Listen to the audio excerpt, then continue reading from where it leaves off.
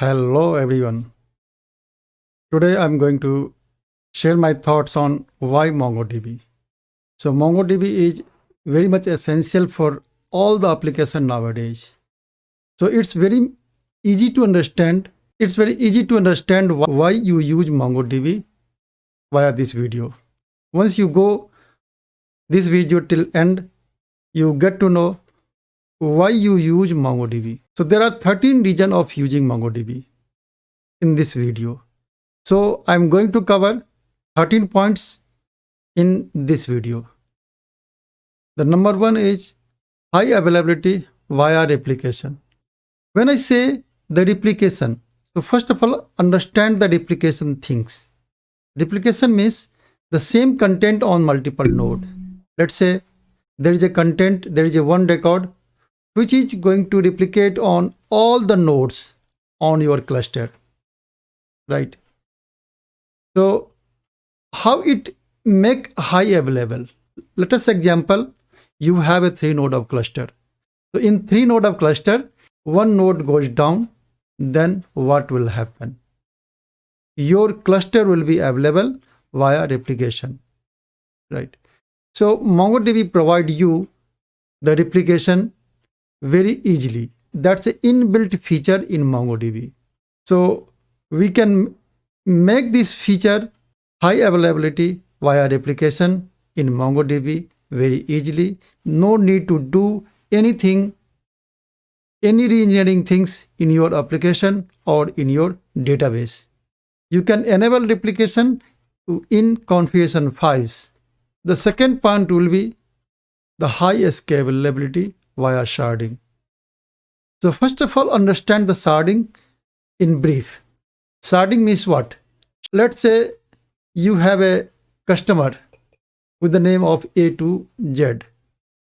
Let's say you have A to I in one node. After that, the second node, and then the third node. By considering the 3 node cluster. First of all, understand the concept of sharding.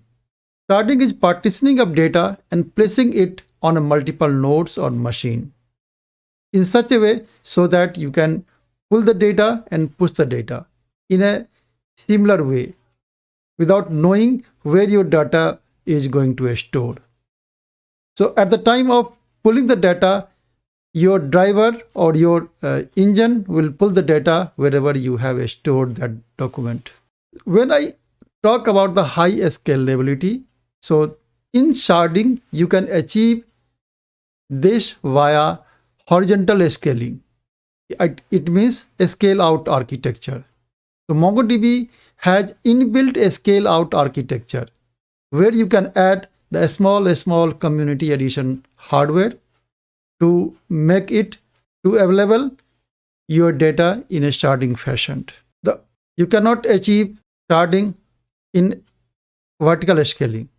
So in a vertical scaling, you always add your hardware on top of the one node. So there are no multiple nodes. So there is a limitation of data. There is limitation of a storage engine. And you cannot put all the data on a single node. Somewhere, because of this feature, MongoDB accepts huge amount of data. And it's very much efficient in terms of accepting the high volume of read and high volume of write. So sharding is very much powerful, important feature in MongoDB, which is required when you have a high amount of data with a high speed of data. Any one of these two. It means if you required the write operation with a high speed, or if you read the data with the high speed. I'm going to talk about this indexing. Indexing is what? Whenever you push the data in a database, on that point of time, don't think about the pooling of data. So what portion of the data, what amount of data you are going to pull by what query. You no need to worry about on that point of time. Whenever you required on that point of time, you can do the secondary indexing. Here indexing means secondary indexing. The primary indexing on underscore ID is always on. So you cannot change in that, but you can tune in secondary indexing. That is under your control. You can do whatever you want to do, whatever you want to play with the secondary index for pulling the data in the faster rate. Especially the size of the data is very huge in TBs or in gigabyte. On that point of time, the secondary index is very much helpful. It solves the three problems. To get the response faster, right? To reduce the number of IOPS on disk, or you can say the collection scan, or utilize the resource of the server to optimize the throughput. It means if one query will take lesser time, on that point of time, your server has capacity to serve the more and more query. Utilize the resource of server to optimize the throughput. Throughput is what? How much number of requests serving per second or per minute, whatever unit you can consider. So understand this way. If your one query will take lesser amount of time, it means let's say the 10 millisecond. In that point of time, the utilization of resources will be less. It means your maximum to maximum query can be served on the server because of one query takes lesser amount of time. It means you are giving the opportunity to serve the another request simultaneously. The fourth point is file storage. MongoDB supports all type of file storage, whether it is big or small. If document size is up to 16 MB, then you can store the data as a value in form of byte or byte array. Right? You can keep the MIME type of the data in a separate column, in a separate field. Whenever you required to render the data, you can read the raw byte of data from the MongoDB and add a content type into the header or into the response header. Your document will be rendered with original format of data, whether it is Excel file, whether it is Word document or image or any PDF. So MIME type is very much essential for rendering of your raw byte data. If your document size is more than 16 MB, then you have to store the data in GridFS. What do you mean by GridFS? The GridFS is Grid File Storage. FS stands for file storage and G means grid. GridFS has capability to store file even greater than its document size limit of 16 MB. It means the storing of file in the MongoDB is more secure than the storing of file in a plain folder. It's much more secure than the folder.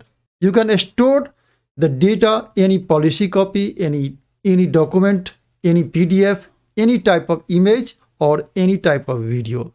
There is no limit of it. So MongoDB has inbuilt aggregation frameworks. MongoDB does not support join directly, but it supports join indirectly via aggregation framework. So whenever you required group by, or there is a one key which is common between the two collection and you want to join the two output of these two collection, you can do via aggregation framework. But remember, this is the costly operation. In any database, the group by clause is always a costlier operation. So that requires a huge amount of resources. Resources means the huge amount of CPU, huge amount of RAM. So aggregation framework is not preferable in normal application. But in a OLAP application, you can use that. I'm meaning that in data analytic application, it's very much essential, and you can use this aggregation framework. It provides 3 different aggregation: the aggregation pipeline, map reduce function, number 2. Number 3 is single purpose aggregation method, right? So any of the 3 you can do in MongoDB via aggregation framework. MongoDB store all document as a BSON. On top level, there is a JSON document. So MongoDB as an application, in your application, you are very much familiar about the JSON, right? So in the JSON, there is a key and the value.